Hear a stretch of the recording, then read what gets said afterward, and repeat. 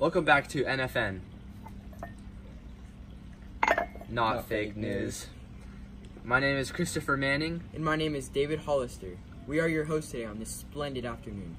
Today's top story, huge advancements in weaponry and a new kind of warfare. Plus a special guest, interview with one of our very few soldiers, Mueller, only on NFN. New advancements in weaponry, such as the Maxim machine gun and the infamous Zeppelin, have been raising death tolls by more than 200% in the past year. Due to these advancements in weaponry, a new kind of warfare called trench warfare has emerged. For those who don't know, trench warfare is a type of fighting which occurs with both sides in trenches to avoid the devastating effects of machine gun fire. Now, here's a first-hand look at some of the devastating weaponry plaguing our battlefields today. The Maxim machine gun was a weapon invented by American-born British inventor Hiram Stevens Maxim in 1884. It was the first recoil-operated machine gun in production with a fire rate of 550 rounds per minute. This made it responsible for over 60% of the deaths in World War I. This is the new Maxim machine gun. I just killed 30 people.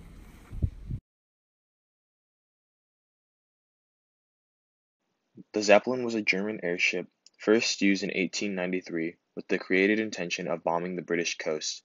It was responsible for many deaths and was considered to be an engineering marvel and almost indestructible because of the heights it could reach, which were not attainable by World War I fighter planes. Now, let's take a first-hand look at this new type of fighting, trench warfare. This is trench warfare, a new type of warfare where we practically live in trenches to avoid the gunfire of the Maxim machine gun. Oh no! Take cover! I'm glad we avoided that. What in tarnation?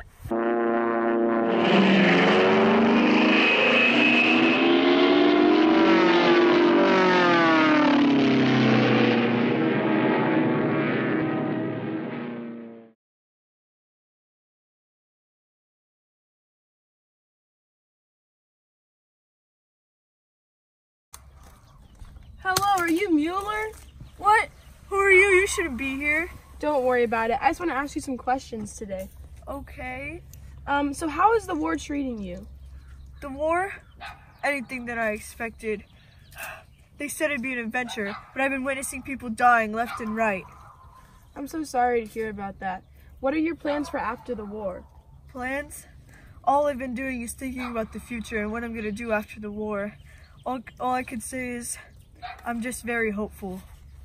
That's good. I'm glad you're hopeful. What do you do in your free time?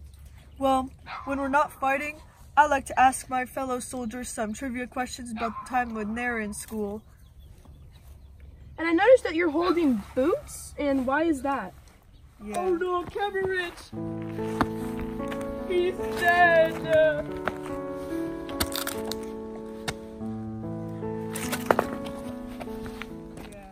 The boots, my friend Kemerich, he passed, so I had to take them. Why'd you take them? Because we practically live in these trenches where we need boots for protection. I can't get trench foot. What's trench foot? Trench foot? Oh, it's terrible. It forms because of the cold, wet, and muddy conditions down in the trenches caused by bacterial infection that can lead to amputation. That sounds awful. Okay, well, I hope the war ends well for you. Thank you for letting me ask you some questions. Thank you, ma'am. Thanks again for tuning in to tonight's special edition of NFN, Not Fake News. I'm David Hollister, And I'm Christopher Manning. and we'll see you next time.